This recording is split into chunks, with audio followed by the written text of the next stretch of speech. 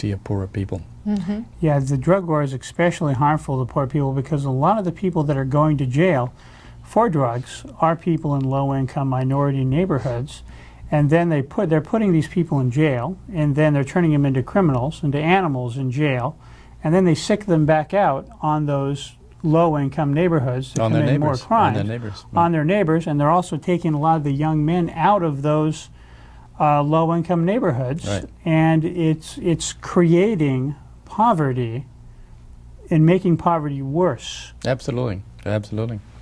It's making poverty worse, particularly in poor neighborhoods. Mm-hmm. It's preventing them from supporting their families to the extent they would, and they Mm-hmm. probably would. And it's reducing total production. It's making the country poorer. And it's increasing the taxes on hardworking taxpayers. It has terrible results. It's just bad all the way around. Yes. It's a bad bet all the way around. We've talked about two issues here. We've talked about drug decriminalization, or even turning into a medical problem, medicalization, and we've talked about guns. So it sounds like the viewers out there probably think we sound kind of strange because they probably think we could both be members of the ACLU and the NRA at the same time. Mm-hmm. Well, perhaps we could, because we believe that basically people are basically good, people are basically peaceful, and you'd have a better society if you allowed people to be more responsible and take care of their own lives. Exactly. The argument, as I like to put it, is always that for the Republicans and Democrats, or the left and the right, the argument is once the government's hand is in your pocket, what should it be able to take out? Should it be able to take out your money, or how much of your money, or your drugs, or your right to choose, or your pornography, or whatever? But with the libertarian argument is that the government shouldn't have its hand in your pocket at all. Right. Mm-hmm. Neither directly or indirectly. So, That you should treat people like adults. mm-hmm. So what progress, you've seen a lot of progress, you've seen people being elected, mostly on a nonpartisan level, but the press always lets everyone know that this is a libertarian, when we have a mayor elected or a district attorney. Sure. What progress have you seen since then? How has the party kind of inside changed in people's awareness of it and reaction to it? How has that changed? I'm not really sure how much it has changed.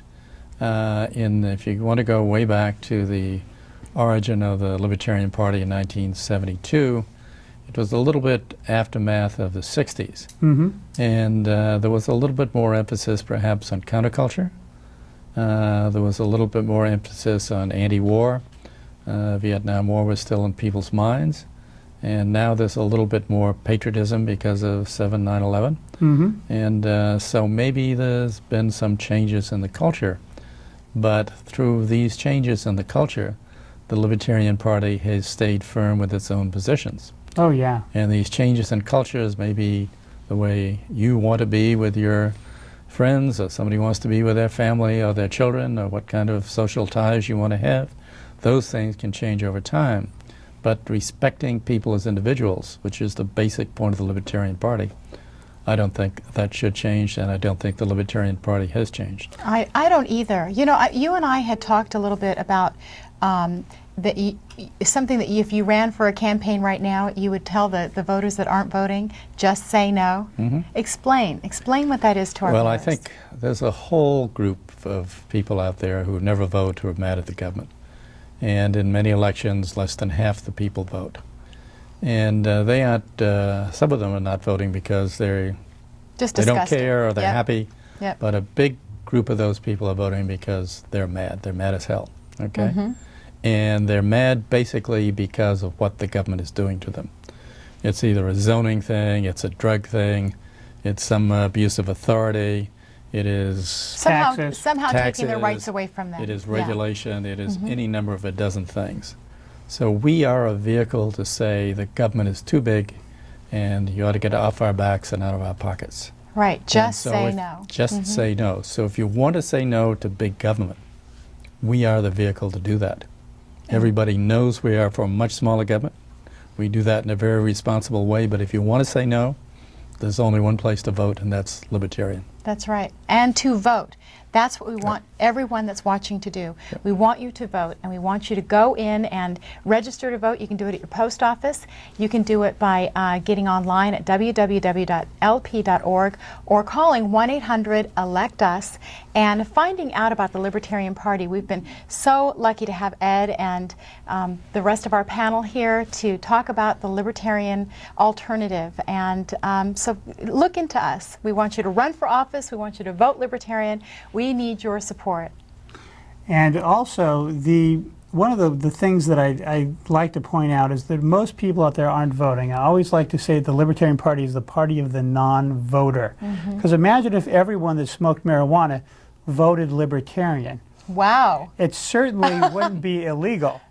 But people don't know that there is an alternative to the Republicans and the Democrats. The Republicans and Democrats, they still want drugs to be illegal. And they want taxes to be higher. And they want Exactly. taxes to be higher. And we keep getting lied to. The Republicans keep telling us they're going to lower our taxes and reduce the government. But there's been no difference. Ronald Reagan grew the government about 4% a year. Then damn Bill Clinton grew the government about 4% a year. Bill Clinton was the one that said the era of big government is over. And compared to what George Bush is doing now, at about 11% growth per year, I guess he was right. People were laughing about that. The people on the right wing keep pointing that out. I hear them on talk radio all the time. They'll play Bill Clinton saying the era of big government is over, but now they've all shut up because we have the even bigger government president, which is George Bush II. George Bush II. Yes, George Bush is a huge spender, and his $70 billion farm subsidy bill, which is going to do nothing but raise prices for poor people for food, is an absolute disgrace. That's right. And If you want another to thing, vote no, you can vote no against that. another thing about the farm subsidies is, they give money to the tobacco farmers. First they take money from us to give money to the tobacco farmers to grow tobacco. Then they take more money from us to put ads on television to try to get us not to smoke the tobacco we paid to grow. And then I think we're also subsidizing exports of cigarettes so we can export lung cancer to other countries. Yeah, that's true. And then we're giving the tobacco companies money to export them into other countries, and then they're taxing us, of course, to pay for other people's bad smoking habits. I don't smoke. I don't want to have to pay taxes to pay for the medical bills for the people that do. I want to be responsible for myself and my own medical costs, and that's about it. And thanks for coming out. Thanks Ed? again, Ed. Good, nice to be here. And we'll Thanks. see you next time. Bye-bye. Bye-bye.